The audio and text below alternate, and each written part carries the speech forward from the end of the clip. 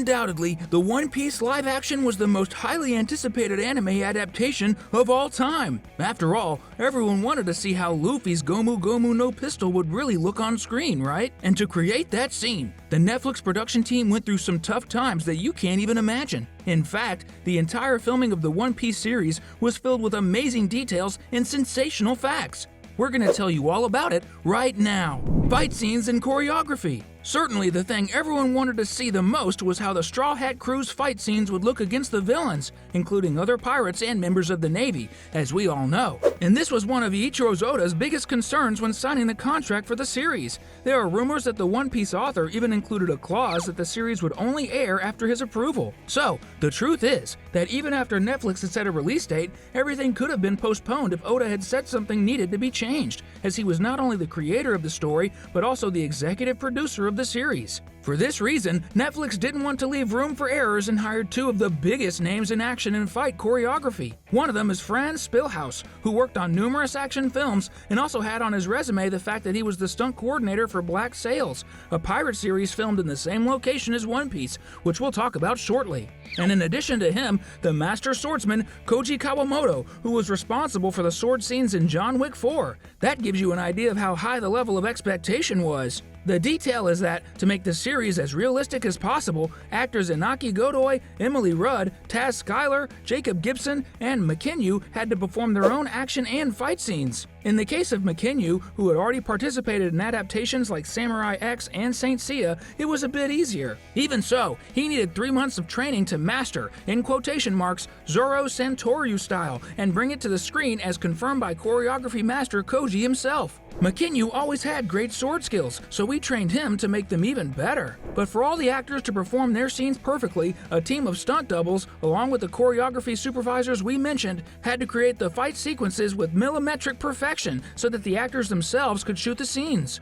Without a doubt, this turned out to be really awesome, you can be sure. Fortunately, that was the goal, besides finding the Pirate King's treasure, of course. Of course, it wasn't just the choreography that made the series so cool, there were things that could only be done with special effects. It's simply impossible to adapt an incredible work like One Piece without heavy investment in special effects, especially in a world where so many people eat devil fruits and have incredible powers. After all, creating a rubber man like Luffy with his fantastic powers required a lot from the production team. Just to create the scene of Gomu Gomu no Pistol that he used against Alvida, the special effects team had to use high-quality CGI and many hours of editing to recreate Luffy's first manga and anime iconic move, now also in the live action. But special effects weren't only used in the battles and fights of One Piece, many iconic scenes in the series used top-notch and high-quality effects to give the necessary atmosphere to make the series as close as possible to the anime. For example, the scene of Gold D. Rogers' execution in Lobetown needed a completely blue background for the creation of the background images.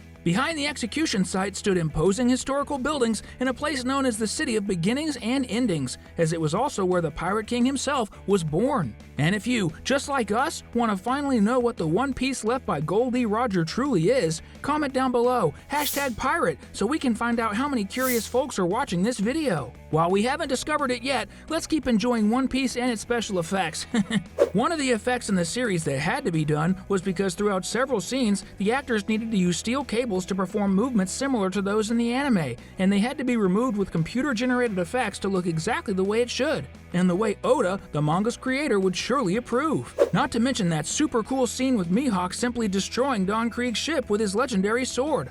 All of that required heavy special effects, and without a doubt, it was one of the high costs involved in the series, which ended up becoming more expensive than Game of Thrones. In July 2017, when the series was announced, right on the 20th anniversary of One Piece, fans of the anime worldwide were both excited and afraid of what would happen and what the final result would be. But we have to be honest, the series turned out to be absolutely spectacular. And to achieve this incredible result, Netflix had to dig deep into their pockets.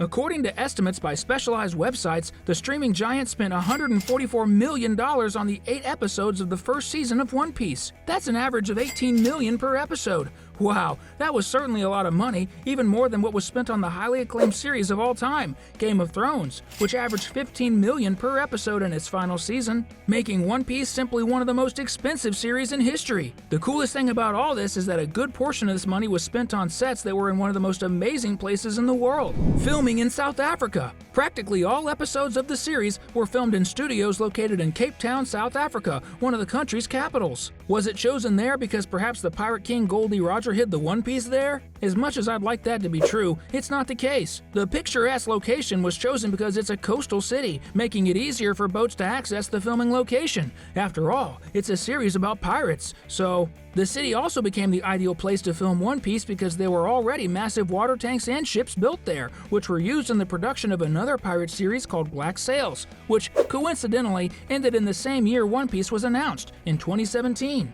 In addition to the boats and materials already in the studio, which were used to bring to life incredible locations and ships like the Going Merry, Baratia, and Captain Alvida's ship, many of the cast members who participated in Black Sails playing pirates in the series were also called to work on One Piece, appearing as both pirates and Navy members. And, as we mentioned, many scenes of the series were filmed in gigantic water tanks, the same technique used to film Pirates of the Caribbean, as there wouldn't be waves to make the camera shake too much, and many of the settings were simply perfect on the beaches and locations in South Africa. This was also the case for Arlong Park, the home of the Fishmen, where Luffy finally defeats the main antagonist of the first season of One Piece. Speaking of Fishmen, we all know they come from a unique country called the Fishman Island, which is very fitting with the One Piece manga as the Straw Hat crew themselves have various nationalities. At one point, Oda, in an interview, said that if One Piece were set in the real world, each member of Luffy's crew would be from a different country. He said in a response in his Shitsuman Wuboshu Suru, a section in the manga for answering fan questions, that each member of the Straw Hat crew would be from a different country if they existed in the real world. For instance,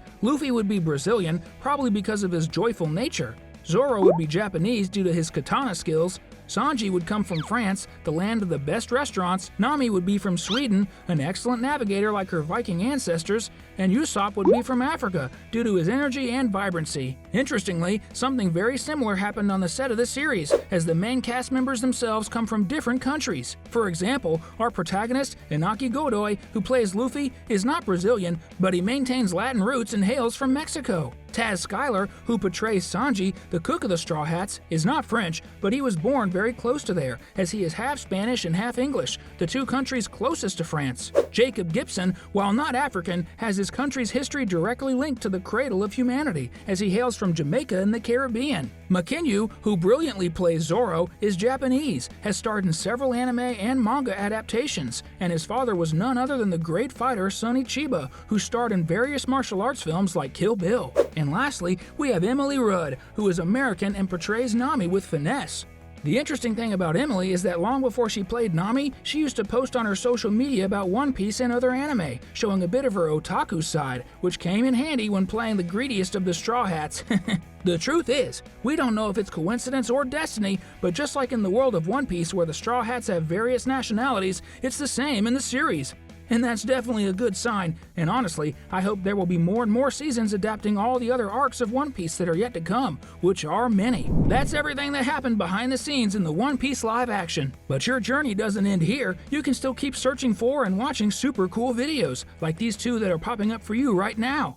And I have to tell you, this first one is simply amazing.